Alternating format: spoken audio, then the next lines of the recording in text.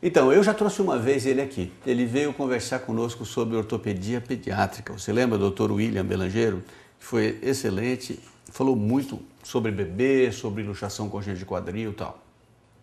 Foi tão bom que eu resolvi trazê-lo novamente para continuar falando de ortopedia infantil, ortopedia pediátrica, as coisas que acometem as crianças geralmente e que assustam muito os pais. Obrigado por ter vindo de novo, William. Muito obrigado, eu agradeço muito o convite. Então, eu gostaria hoje que a gente começasse, você até, naquela época você falou muito de pé, você falou muito do recém-nascido, falamos, eu acho que a gente tinha que começar a subir aí. Vamos falar de joelho? Tá bom. Quais são os principais problemas que procura um ortopedista pediátrico relacionados ao joelho? Eu acho que a primeira queixa com relação à articulação do joelho, que na realidade não é bem no joelho, mas o joelho é a referência, são as deformidades que as crianças podem ter, né? Quer dizer, o andar da criança como se estivesse cavalgando um cavalo, que seria o genuvaro, né? Aquele bowing que a criança desenvolve, ou genovalgo, que seria o joelho em X, que os pais falam, meu filho está com o joelho tocando, parece um X a perna dele. Então, é o genovalgo e o genovalgo. Eu falo para os pais assim, genovar é quando vara a bola. Então vara a bola passa entre as pernas da criança. E o genovalgo é quando, é assim, o genovar é do cavalo, do cavaleiro, que monta. Eu acho que isso é interessante porque as pessoas precisam ter em mente o desenvolvimento normal dos membros na criança. Isso é muito importante, eu sempre explico isso para os pais. Todo recém-nascido tem genovaro. Isso. Ele nasce com genovaro. Aliás, é deitar o bebê aqui e a mãe fala, mas o pé dele, a perna dele é torta. Torta, Então, isso é normal, a criança nasce com genovaro. E esse genovaro ele vai se corrigindo normalmente ou naturalmente até 1 ano de idade. Né? A partir de um ano de idade, essa criança começa a desenvolver um genovalgo, quer dizer, ela corrige aquela curvatura a partir de um ano e pouco, e aí ele vai desenvolvendo um genovalgo. Né? Esse genovalgo ele pode atingir assim, um ápice por volta dos 4 anos, 5 anos de idade, e aí depois dos 7, 8 anos de idade ele vai ter o membro, vamos dizer assim, que seria considerado normal. Pergunta, andar descalço é bom? Ajuda o pé e ajuda o joelho? A gente vê as mães perguntar isso todo dia. Sei.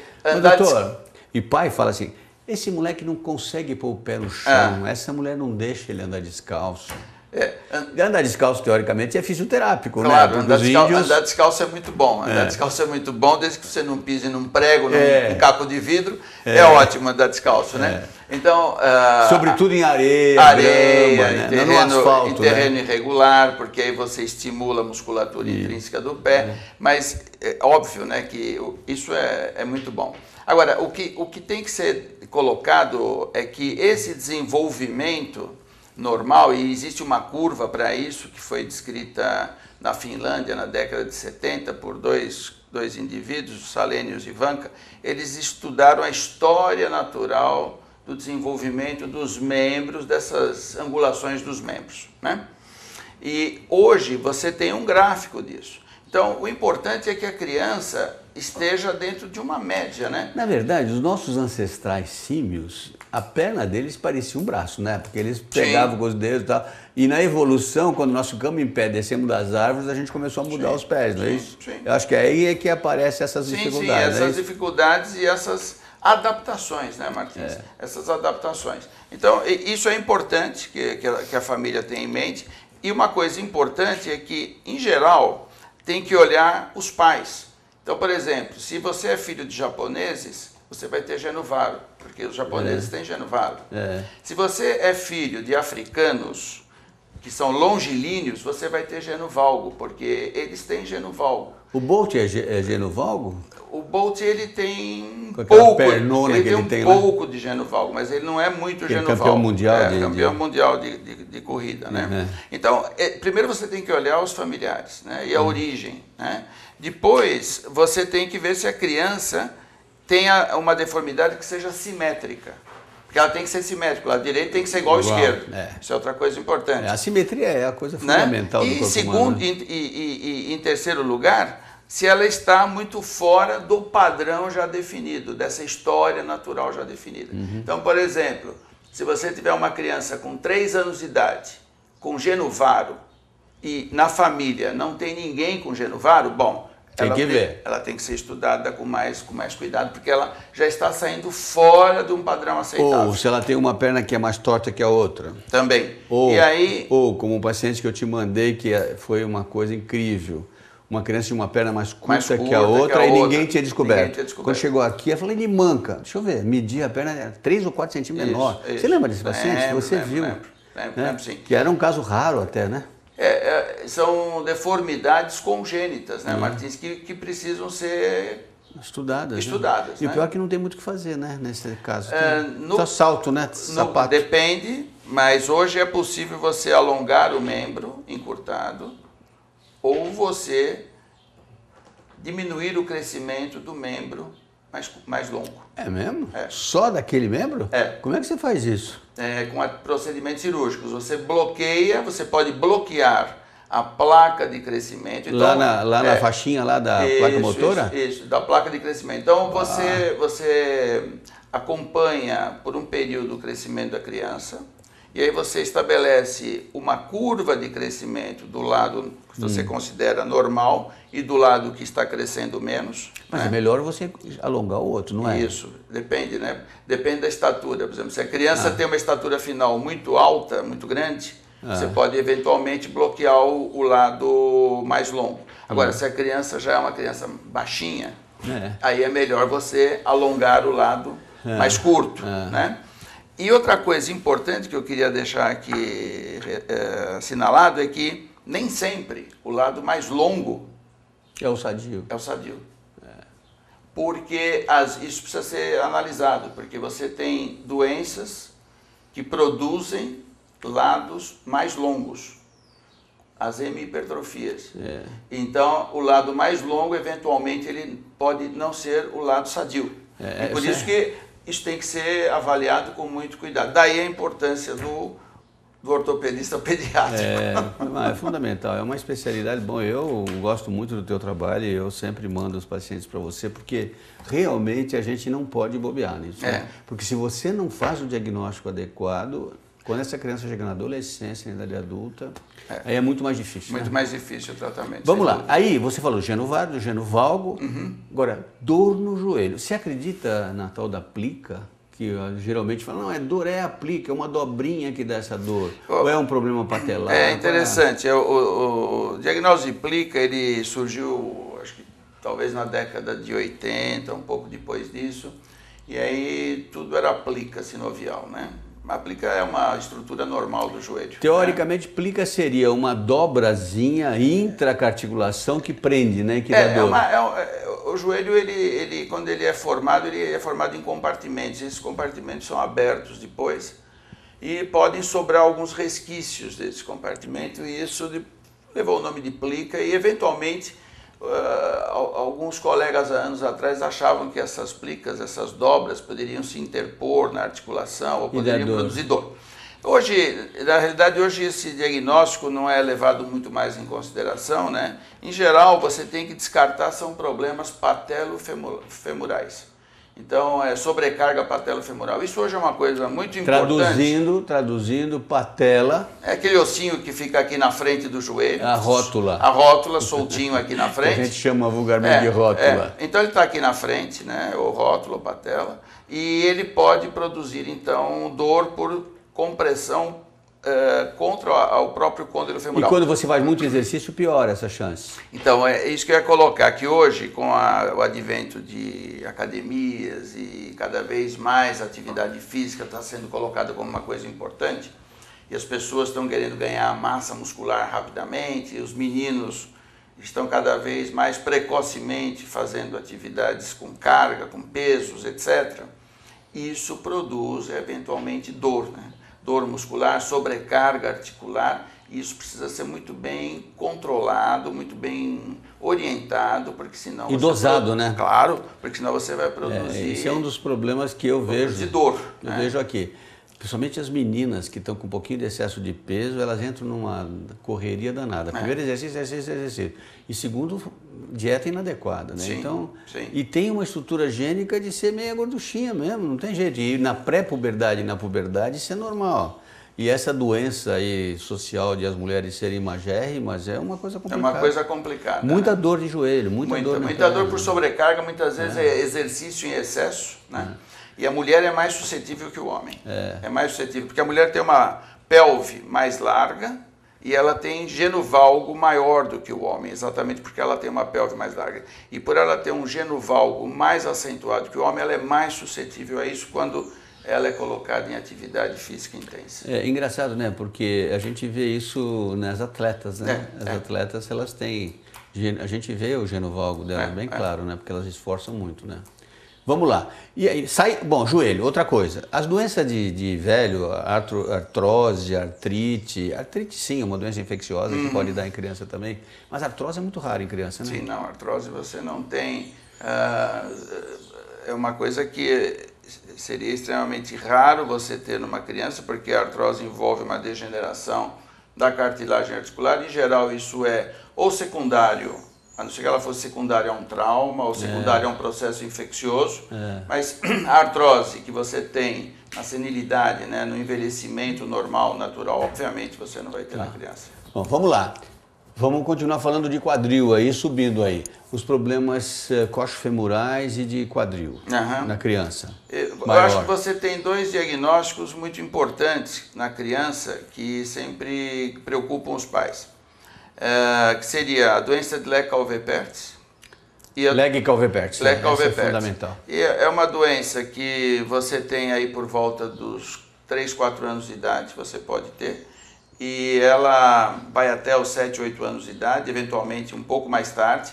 É a época de maior incidência, né? E como é que chega para o pediatra para ele falar? Chega assim, uma coisa assim não muito clara, uma dorzinha esporádica, ele sente uma dor aqui, né? É uma dor que vai e volta, que aparece, que vai aumentando, né? E que é uma lesão grave por falta de irrigação. Falta de sangue na cabeça. O princípio do tratamento da doença de Legg-Calvé-Pertz é manter a cabeça do fêmur dentro da cavidade acetabular para que ela não se deforme. Porque senão ela deforma. Senão ela deforma e aí você pode produzir uma artrose, que você está me perguntando sobre a artrose, ela vai produzir uma artrose 20 ou 30 anos depois. Qual que é a diferença entre artrite e artrose? Artrite é um processo infeccioso, geralmente não traumático, associado a doenças reumáticas ou outras alterações metabólicas, etc. Artrose quase sempre é uma coisa mecânica por lesão, por infecção lá dentro. É por isso que a artrose de joelho é coisa de velhinho, que faz prótese de joelho. E artrite é uma doença que pode dar em pessoas idosas, mas ela geralmente é mais comum em crianças quando aparece uma lesão específica. Geralmente ela não é localizada, geralmente ela tem em várias articulações. Eventualmente sim, você pode ter artrite em várias articulações, eventualmente. Agora, quando você tem essa mesma lesão na cabeça do fêmur e quando você tem na tíbia, chama outra doença. Como é que chama quando é na tíbia? Quando é lá embaixo? Você tem lá embaixo uma doença que você tem a necrose a necrose asséptica, que seria a necrose do côndilo femoral, né? Você pode ter isso. Você tem também osteocondroses, como a doença de Osgood-Schlatter. Isso, eu queria falar do Osgood-Schlatter. A Osgood-Schlatter é uma osteocondrose, não é uma osteocondrite. Osgood-Schlatter é o nome de um outro cara, que é um processo parecido com o da coisa, mas lá embaixo, né? Em vez de ser... Ele seria aqui na tíbia, aqui embaixo, na tíbia. Essa outra nós estamos falando aqui. Aqui na cabeça do fêmur. Essa daqui é o Legg-Calvé-Pertz, que é muito frequente, que é quando isso aqui inflama, né? Essa região aqui. Geralmente em adolescente e pré-adolescente, né? Ou um pouco mais cedo. Mais cedo. 7, 8 anos, né? A partir dos 4, 5 anos, Martins. E aqui a Osgood-Schlatter é na tíbia, né? Na tíbia, aqui embaixo, onde se insere o tendão patelar. Mas é também um problema de circulação, né? Ou na realidade, ele é uma osteocondrose. Ele é produzido por tração contínua. Isso. É uma região de crescimento e ela vai sendo traumatizada. E aí aquela atividade física intensa. E essas duas doenças se come muita bola com ela. Sim. Tem muita gente que tem um filho com essa dor e as pessoas não fazem diagnóstico.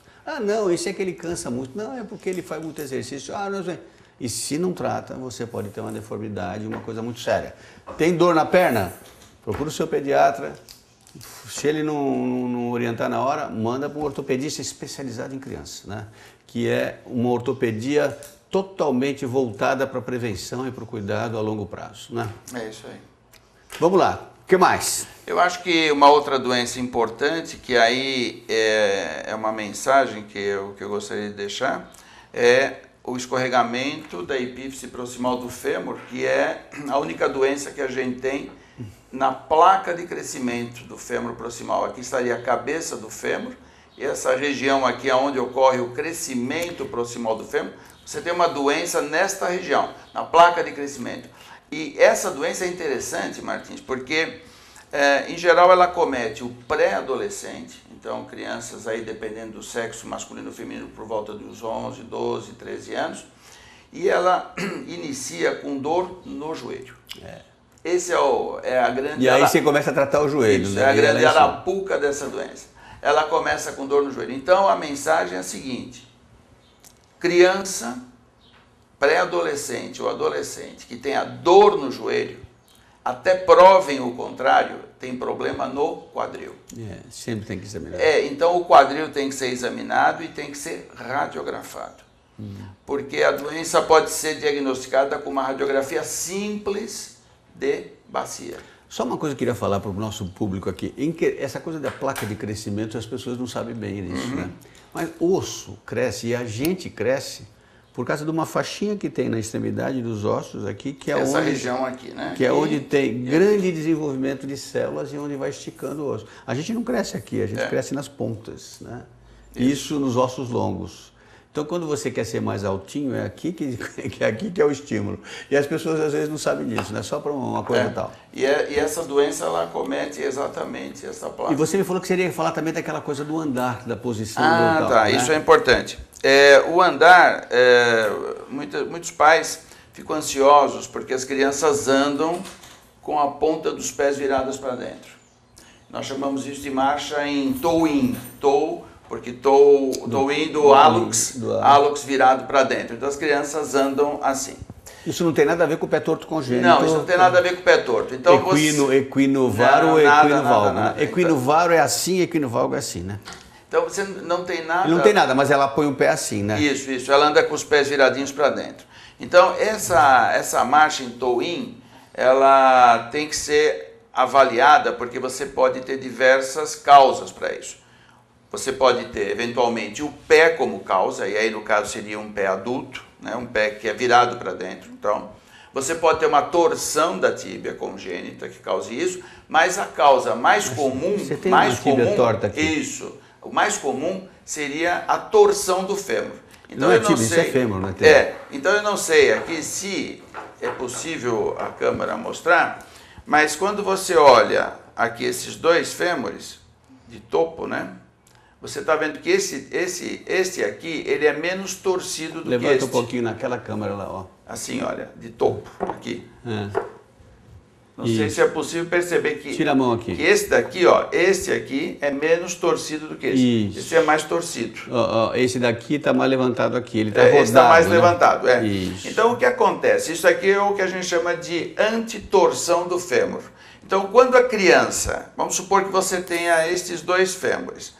Para que este fêmur fique locado na cavidade acetabular, perfeito, ele está locado e o joelho está olhando para cima. Para esse locar, ele vai rodar. Ele vai rodar o membro todo, e por isso que o pé da criança roda para dentro. E aí ela anda em toe-in. Então, o que acontece? Isto daqui não é uma deformidade, mas isto ocorre... A criança nasce com essa antitorção, em torno de 40 graus, e, em geral, ela corrige essa antitorção até os 8 ou 10 anos de idade. Então, o que o ortopedista tem que ver, primeiro, ele tem que saber de onde é este toe-in, então tem que ser feita essa avaliação para ver qual que é a causa, e se ele considerar que a causa é por antitorção do fêmur, ele pode seguir essa criança, porque existe uma correção espontânea disso. E ele sabe que existe essa correção espontânea. E não há necessidade de tratamento, não há necessidade de órtese, não há necessidade de nada. A criança vai corrigir espontaneamente isso. E ele vai seguir. Caso isto não ocorra por algum outro motivo, bom, aí são é uma outra conversa. Mas na grande maioria, em mais de 95% dos casos, isso corrige espontaneamente. Aí não precisa fazer nada. Não. Explicar, então, né? eu acho que esse é a grande mensagem. E os adultos que andam assim, né? Você tinha... Que tem uns orientais que andam assim, né? Sobretudo as gueixas, né? Você tem atletas, né, que andam assim. Aqui é uma informação que não sei se é muito pertinente, mas toda criança que tem um pouco de TOEIM, ela tem um desempenho esportivo infinitamente melhor do que uma criança que tem TOEIC, que seria o inverso. Que é mais difícil, né? Ou a criança que tem os membros alinhados. A criança que tem TOEIM, ela tem um desenvolvimento, uma atividade... Mais facilidade. Mais facilidade. Olha aí, tá vendo? Vai então ser isso um não Neymar é ruim, na vida. isso não é tão ruim. O Neymar anda assim ou não? Não sei, isso eu não sei, eu não examinei o Neymar. Tá ótimo. Bom, muito obrigado. Olha, foi excelente novamente a sua vinda aqui. Muito obrigado, William. E fico muito feliz de você poder ter nos ajudado e passar essas informações tão importantes, né? Muito obrigado. Eu agradeço essa oportunidade mais uma vez e fico muito feliz de poder estar aqui com você. Vamos botar de novo o teu e-mail. Qual que é mesmo? belangeiro.gmail.com. Tá bom? Um grande abraço. Esse é o nosso programa, Conversando com o Dr. Martins. Divulgue, compartilhe, passe aí para todo mundo. É um trabalho que eu sempre agradeço o pessoal do Web Filhos, que nos ajuda a divulgar os conhecimentos e ajudar tantas crianças no Brasil e no mundo. Gente de Portugal, dos Estados Unidos, tem nos ligado e visto o nosso programa. Um abraço, até a próxima.